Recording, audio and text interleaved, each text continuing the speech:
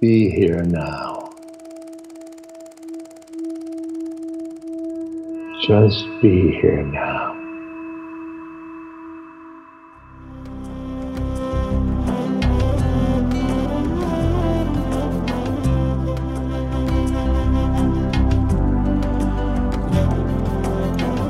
Welcome to the Jack Kornfield Heart Wisdom Hour.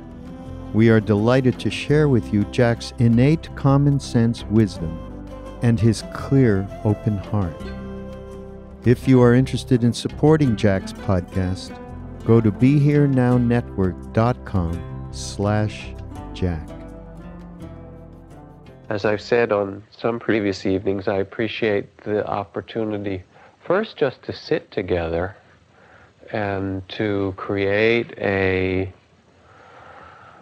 community of people who value the inner life and value silence and stopping and listening in especially such busy times.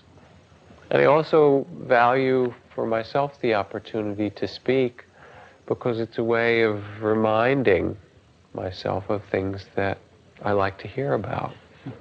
And you kind of sit in and get to over-listen.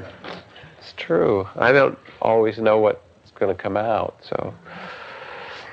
I want to talk a little bit tonight about goodness and faith, maybe picking up a bit on what we spoke of last week, speaking of Krishnamurti, and if you remember that,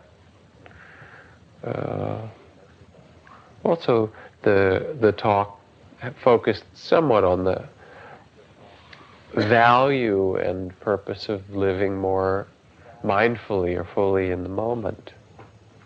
When I was back on the East Coast, I visited the first large peace pagoda that had been built in this country. It was just built 2 years ago on a hill in Leverett in western Massachusetts, near Amherst, by the Nichiren Shoshu Japanese Buddhists, the Pure Land Buddhists, who go around the world beating the drum and marching from city to city and speaking about peace. Very beautiful people, headed by a man who died a year or so ago at age 102, named Fuji Guruji, I think was his short name. There was a long Japanese name for Fuji Guruji. And he walked everywhere beating his drum and talking about peace. And they decided, some people who had what remained of probably of a hippie farm in Massachusetts, offered land in this beautiful hillside for a pagoda, and they agreed they accept land and build pagodas when people offer it to them and offer to help build it. They said, for the first one in America, let's make a big one. So they did. They took the land and they had their Japanese designer, and they brought sculptors from Sri Lanka to do these exquisite Buddha statues in each of the 4 quarters of it.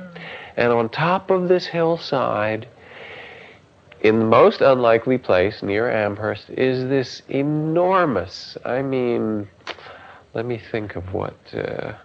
Do you know the church in downtown San Francisco on top of the hill that's quite elegant, but looks a little bit like the rotor in the middle of a washing machine? Forgive me, whoever designed it. I like it, actually, but it's large. This pagoda is bigger than that, but it's round. It's a huge white, brilliant white stupa with a giant kind of a metallic flame and crown on the top of it. People offered them this land, and they started to basically camp there in and outside of this farmhouse, and they take things only as gifts. They don't go soliciting, but they take what's offered. And so they said, we're going to build this peace pagoda. There was a community meeting. The community was a bit up in arms, but they somehow met every bit of resistance of the community with the most gentle nature and good-heartedness that gradually the community became quite proud of them. And people would bring food, and people would come over and add their labor and mix concrete and things. And the way that building is done, especially in Asia, for those of you who have ever been there, is that if you have some sand, some sacks of cement to mix with it, water, a few boards by which you can make forms, and bamboo to make the kind of platforms to stand on, and a little bit of iron rebar to stick in there so it doesn't fall apart. You can build anything, 50 or 100 stories high, it doesn't matter. You kind of put the boards up and mix the concrete and pour it in, and then build a little bamboo around it and climb up to the next floor. When it hardens, move the boards up and pour a little more in. And I've seen enormous buildings built in Hong Kong and Bangkok and things by an army of people on little bamboo tiers, pouring with baskets the concrete in one layer after another. Anyway, they built this huge pagoda, and one of the most beautiful I've ever seen. I've seen many in Asia. I was speaking to the monks, and one of the women who helped sponsor and also she went around collecting goods and food and money to help it be built. And she said throughout the entire building of it, it was a focus of people's goodness and activity. People who'd been in the peace movement who had no understanding of it. Why aren't they out marching in Washington or trying to do something active to stop the bombs or something? But they came by and they saw it, and they got caught up in the delight and the energy of doing this as a symbol and a statement for peace.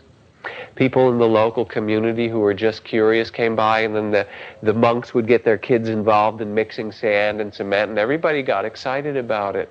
She said they didn't have a lot of money, and at one point they ordered some of the things they needed, both sacks of cement and concrete and steel rebar, the steel rods that go in to reinforce it. And the cement came, and they paid for it, and then they kind of ran out of money, and then this big truck load of steel came up. And the guy came, and he unloaded all the steel that they'd ordered next to the pagoda, and he said, "That will be $8,000, please." And they said, "Well, actually, we just spent it. We don't have it right now. We spent it on something else, and we're sorry. You brought it up, and you already unloaded it." And I guess at first the man was a little bit upset, expecting to be paid and not knowing what kind of account or whatever he would have with these people. And he looked around, and he saw the monks, and he saw all these people mixing stuff, and he just stood there, this woman told me. And then he said, "Well, if I can't trust you, who could I ever trust?" And he drove off, and he said, "Pay me when you can." And she said every week something like that would happen. I don't know how many of you have had the experience in your life of being part of something that's greater than your own kind of individual needs. Some people had it in being involved in certain political or social movements. Maybe it was during the Vietnam War or various other things. But there's a kind of goodness that can be tapped in people when it serves an end that's greater than our small self, that is really wonderful. Unfortunately, in our busy times, it doesn't often come out unless there's difficulty. In the flood, everyone in San Anselmo or Fairfax comes down and fills sandbags or helps their neighbors. But it's there. It's something really basic in human beings and in our heart. There's a place that we take refuge in Buddhist practice. The first refuge is refuge in the Buddha. And one of its deepest meanings is to take refuge in our own Buddha nature, in our own basic goodness. To have a kind of faith in the human heart. Probably the most wonderful kind of faith that you can have. And that faith doesn't say that there's going to be an absence of suffering or pain or difficulty in life? Right? That we all understand, that's kind of the given. But that somehow all of that is workable through the hearts of human beings. It's that faith which opens the door to that kind of goodness, that energy, that beauty that is within us. It's a faith in the underlying and basic goodness of human beings. What a thing to have faith in. It does not mean that human beings don't act in cruel and terrible ways, even a lot. But that if you can get in there and dig under that in anybody, in any situation, if you look at the bottom of people's hearts, there is goodness. That it's really there.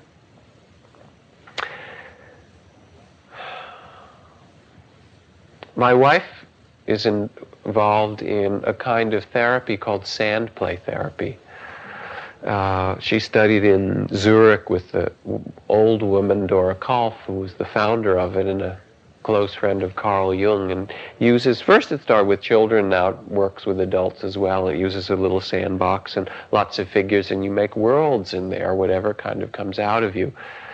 Many of you may have heard of it, since in California therapy is like breathing or walking or something. Anyway.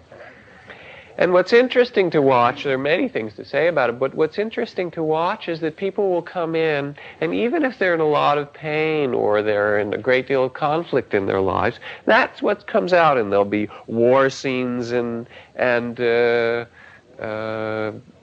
knights or Darth Vader or soldiers or battles and all those kind of things, as well as beautiful kinds of landscapes and so forth.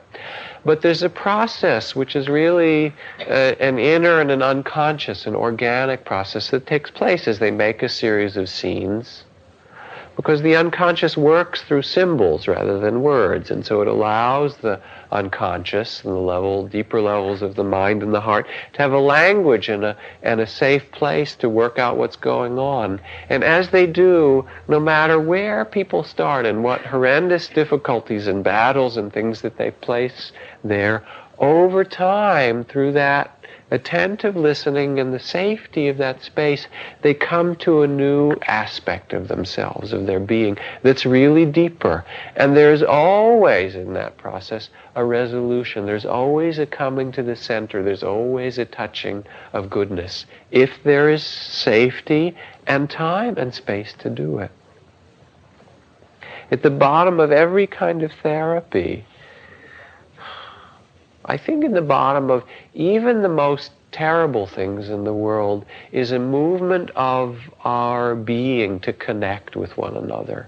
I think even aggression and war sometimes is a kind of twisted movement of love to try and make contact or to try and resolve that pain or suffering of separation in some way. I don't mean to make some great philosophy about war. I don't know. I mean, this is some conjecture. But I will say that in doing a lot of years and hours of working with people in meditation and in therapy, admittedly I see people at their best, at retreats and things like that. I'm not working with Idi Amen or something like that.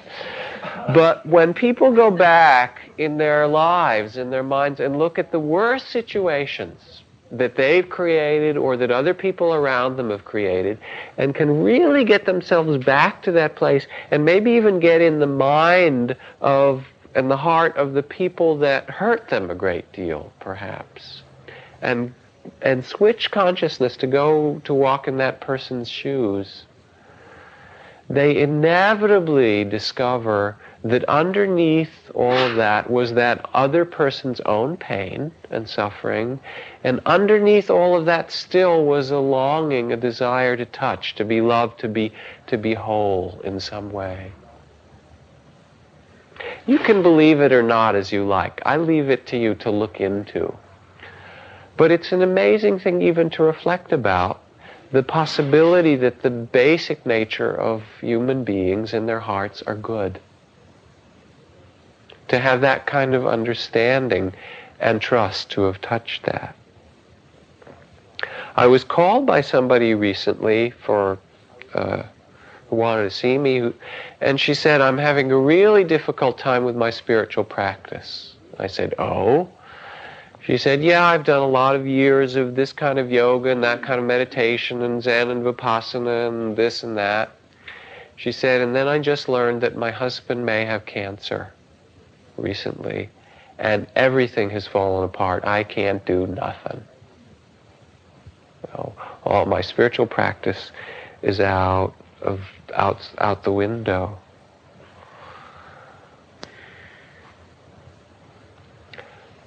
First of all, I reassured her that that probably wasn't so, but that she was touching something of the fears of loss, of what we love the most, of her deepest kinds of attachments, that would be tremendously difficult and challenging, and perhaps a kind of grieving to go through, whether he's fine or not.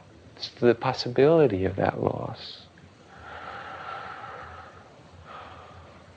But that all of that is workable. All of that in some way is a part of our human heritage, of our birthright. We all have to come to terms with death. We all have to come to terms with pain. We all have to come to terms with limitation.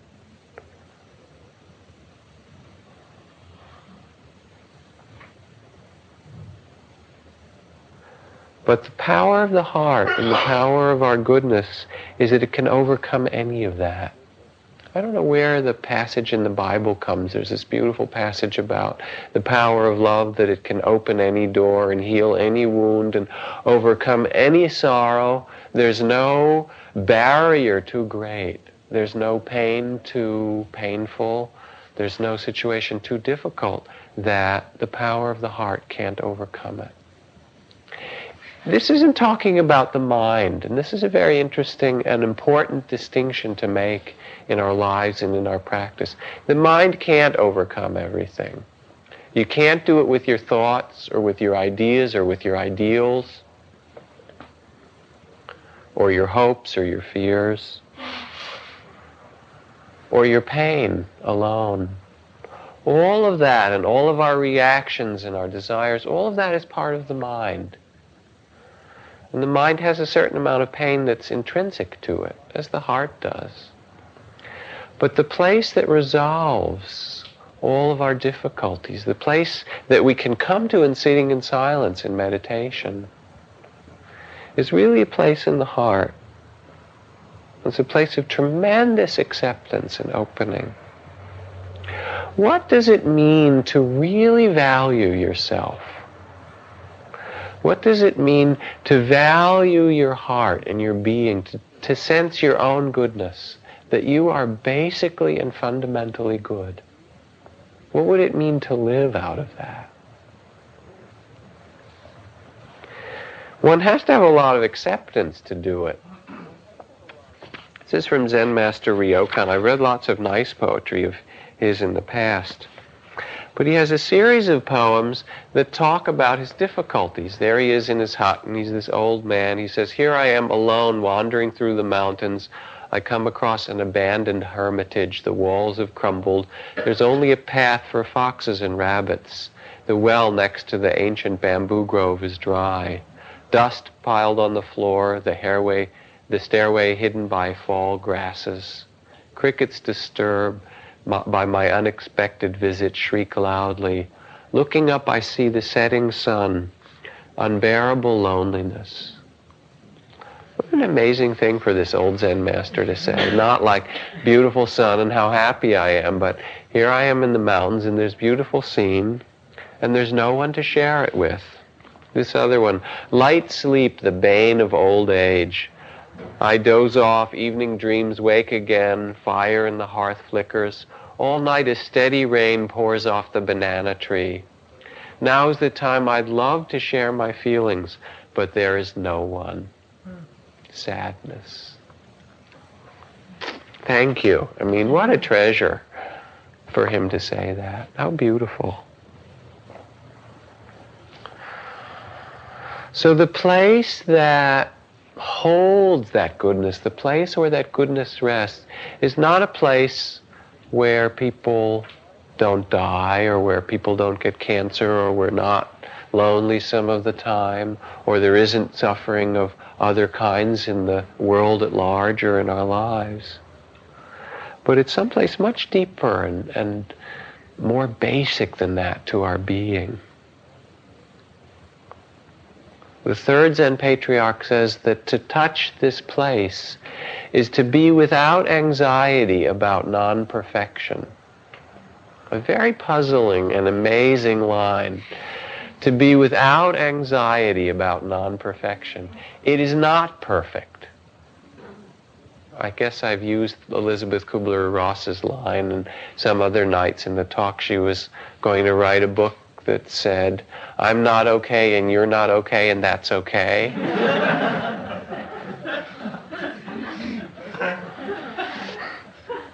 To be without anxiety about non-perfection, which is to say that the mind has all these ideas of how the world should be, and that's not the level that one can touch in silence, that one can touch in meditation, that one can touch from the heart.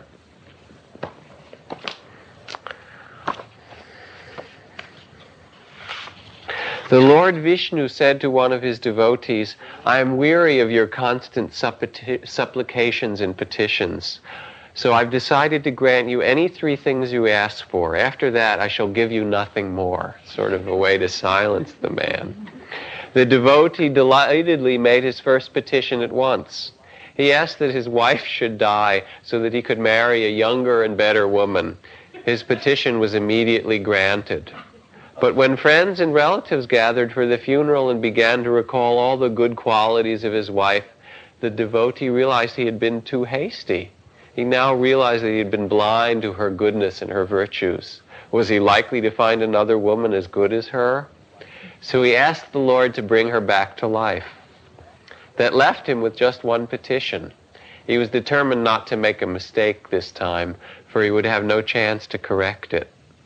So he consulted widely. Some of his friends advised him to ask for immortality. But of what good was immortality, said others, if he didn't have good health?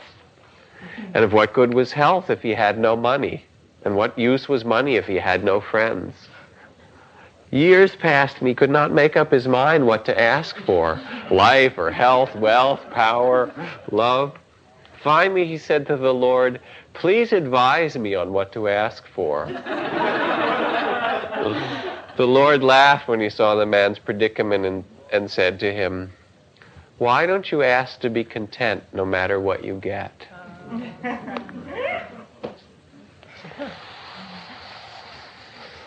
Part of the process of meditation and part of the process of spiritual practice is to come to a kind of rest in our being, to a center that is unshakable. And it doesn't mean that it doesn't move in the wind. The wind comes and it blows around.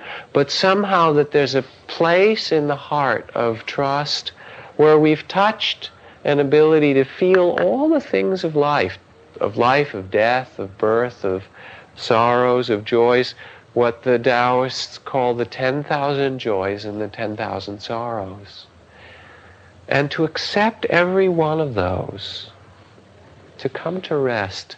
And then we can see things with a fresh mind and a fresh ear and a fresh eye.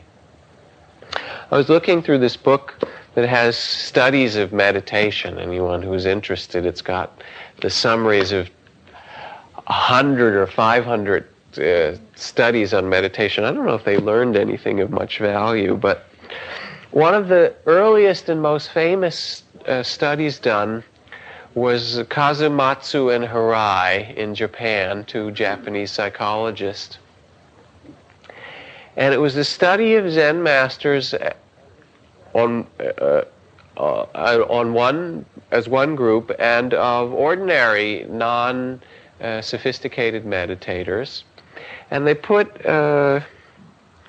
hooked them all up to electroencephalographs to study their brain waves, and then they rang a bell. The most famous meditation study. to test for conditioning. And they rang this bell, and after the bell rang for about 10 or 15 times, the people who were new to meditation, relatively inexperienced, gradually accommodated to it so that their brain waves made no movement after the 12th or 15th ringing of the bell. You know what that's like. All you have to do is have a child and have it say "mommy" about 12 times, and you kind of tune it out. It's called getting child deaf or something like that, parent deaf. Anyway, they continued to ring the bell, and the EEG would make a little wiggle on its line if the brain registered it other than just at the sound or at the ear. After 12 or 15 times, these people were conditioned. The bell would ring, and every time they rang it, the 12th time, and the 24th time, and the 150th time, for the Zen masters, there would be a little wiggle on the line.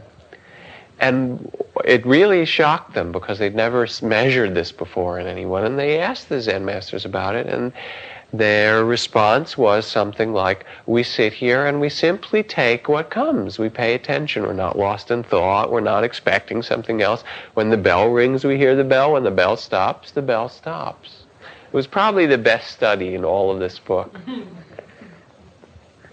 Somehow to learn to be present with life in that way requires that we have a certain measure of trust and faith, that we've somehow touched this place of ourselves that we can really value, that our heart is good and strong enough and big enough to open to all of the world.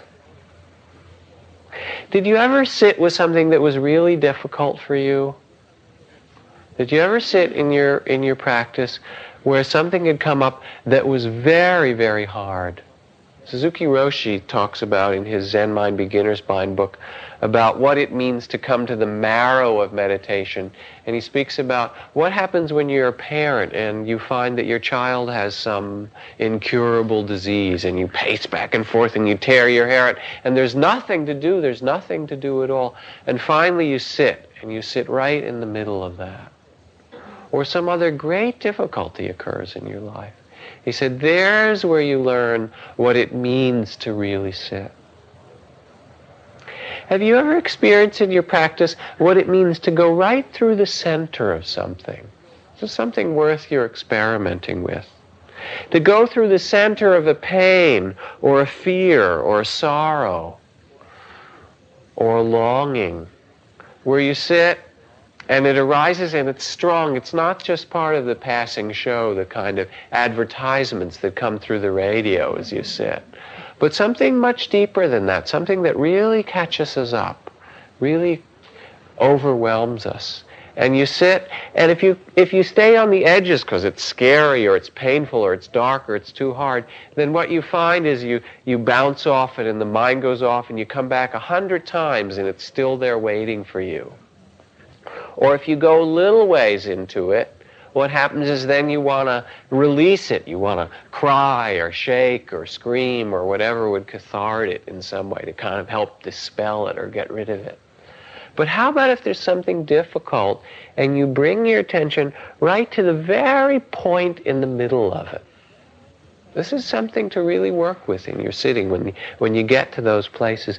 See if you can make your attention very keen and bring your heart and your mind together right into the middle to feel and touch the very center, the hottest place of the pain, or the strongest place of the fear, or the deepest place of the sorrow, or the unbearable loneliness that Ryokan talks about. Right in the middle there. If you can do that, some very interesting things happen. Has anybody ever done that in your sitting? Anyone know what I mean when I speak of it? People are nodding. Things transform. They transform because at that moment when you go to the worst place in it, the very most difficult, it means that you're no longer resisting it, that in that moment you've accepted that which is there. And that's the movement from resisting and pushing away that allows things to unlock, to untie, for the sure heart's release, for the heart and the mind to really open.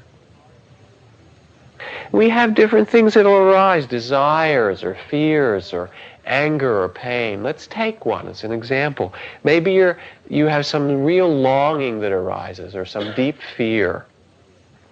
And so normally you act it out looking for relationship and love, or you look for food or something to kind of keep you satisfied temporarily. And you say, all right, I'm not going to do that. I'm not going to go to the refrigerator or go to this person or whatever. I'm really going to look at it. And you feel that desire or fear, and you go and you feel the reactions and your normal habits to it. And then you go further in it and you feel what's in the middle of it is this wanting of love, maybe. I want someone to say that they love me, that to connect with them, to feel accepted wholly, completely, and fully. Why is it that we want that? Has anybody ever looked? What is it that makes us look for that? We do look for it, a lot of us, spend a lot of time and energy, and not to speak of money and whatever. What is it that makes us look for that? For love. This is already a deep level, just to feel that, looking for that love. If you look inside, you'll see that with that looking, it's like a coin, there's an opposite side to it, which is a place that believes that we're not whole, that feels really separate, and that somehow if we could get somebody else and maybe rub up close enough to them, or have them say the right thing and hold us in the right way, that it would get in there and we would feel like we weren't so separate anymore. And you can have that for a moment or two if you're lucky. But then it goes away. Because this small sense of ourself, the ego sense, using it in the Eastern terminology, can never really be complete. That's not the place where that completion happens. And it's always thinking, well, am I grand enough or big enough or valuable enough or lovable enough or something? That's the mind. The mind never gets complete. It just thinks a lot. That's what it does. It's its work. You let it think it's okay. That's its job. The place where the completion takes place isn't that, but it's really in the heart. And this going through the center of something is letting us ourselves sit and find the place that we resist, that's the most difficult, and finding the center point of it, the still point, where everything turns around it, and breathing and opening and just feeling that. And if we do, we can come through even this sense of separateness, of longing, of wanting something else to complete us. There's like an eye of the needle that you can go through. And when you do, you come out to, I shouldn't say what you come to, you've got to try it yourself. And it varies anyway, it's not the same each time. But there's senses of space or lightness or really wonderful kind of contentment. All that come from finally stop running away. When we finally just let ourselves come to be, which is to value ourselves, to touch the power of our heart and its goodness.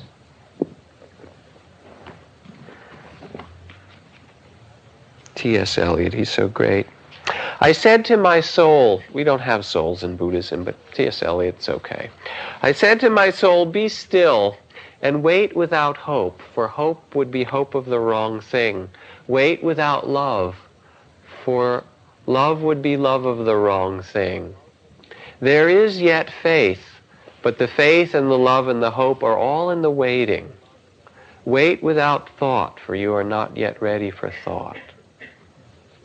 Goes on. You say I'm repeating something I've said before. I shall say it again. In order to arrive there, to arrive where you are, to get from where you are not, you must go by a way wherein there is no ecstasy. In order to arrive at what you do not know, you must go by a way which is the way of ignorance. In order to possess what you do not possess, you must go by the way of dispossession. And what you do not know is the only thing you know. And where you are is where you are not. I don't know what he was doing, but where you are is where you are not. Wonderful. It's really like reading a Zen text. You must go by the way wherein you are not.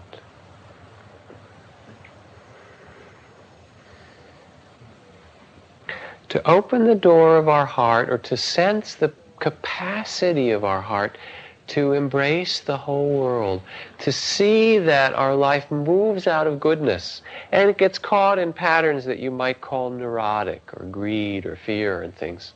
Someone just chuckled at that. So there's a lot of neurosis, okay, and we see that.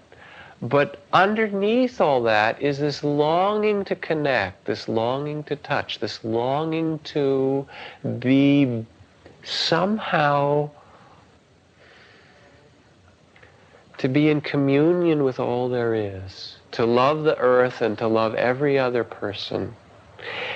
To sit is to come into the moment, to accept what is here, and then to relate to it, to respond to it wisely. Stillness and action both. The still point which accepts what is true, and the action which comes in a spontaneous way out of that. To sit is to see our life very fully, seeing, hearing, smelling, tasting, what's actually here for us. And then to allow our heart to respond, to let the mind go on its way, its merry way, but to be silent enough and still enough that the goodness of our heart can respond, that our heart can be big enough and open enough to do that. And the present moment is the only place to find that. The present moment is the only place to smell and taste and hear and be alive with life. The present moment is the only place that you can love.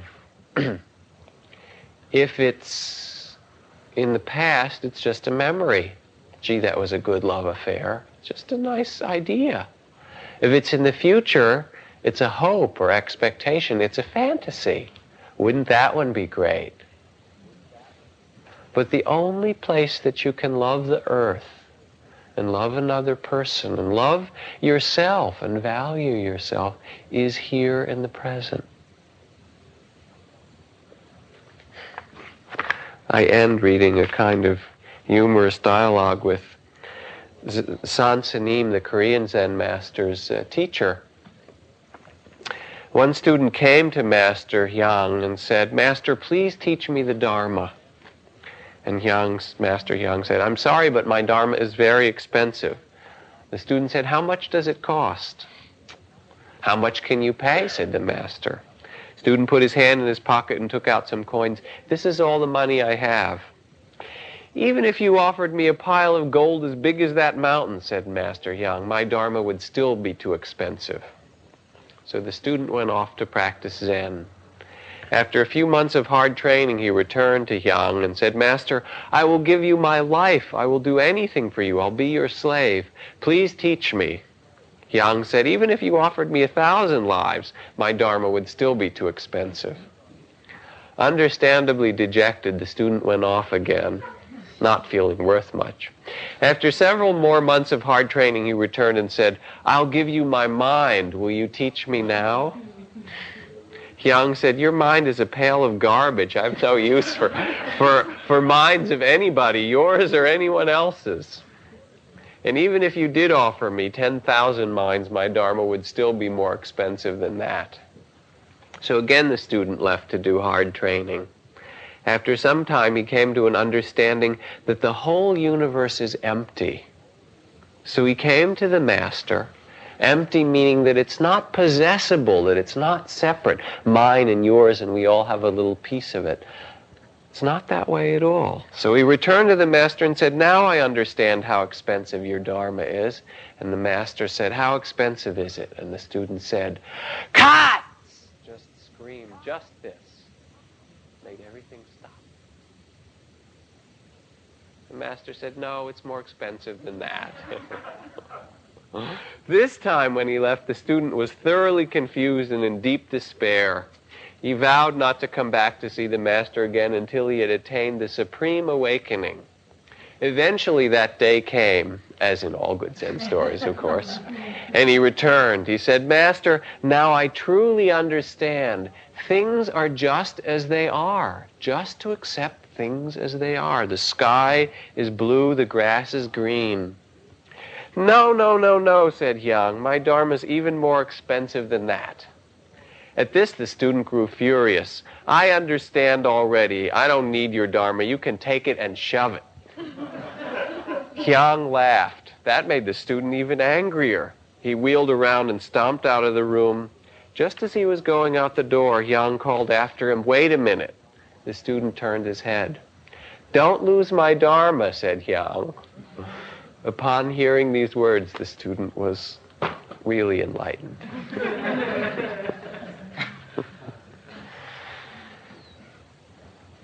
It takes a lot out of us to accept life as it is.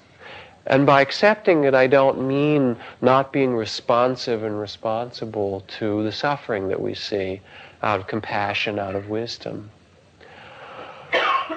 But to really live in the present, to accept, to greet life from our heart rather than our mind is what our practice is about. And that's part of why we sit. It's a big part of why we sit. It's not really terribly complicated, and it means that you may sit and seem like nothing's happening, or you're sitting and the radio's on in your mind and it's playing the old newscast or soap operas from 10 years ago, reruns of The Honeymooners, you know, Ralph and Alice.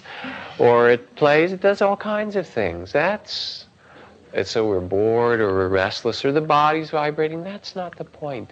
It's can we sit and receive the moment, to sit and say, what is here now? Can I receive it and come into the moment with my heart, to touch it with some caring and some tenderness and reconnect with our goodness, with our capacity to open to all of life.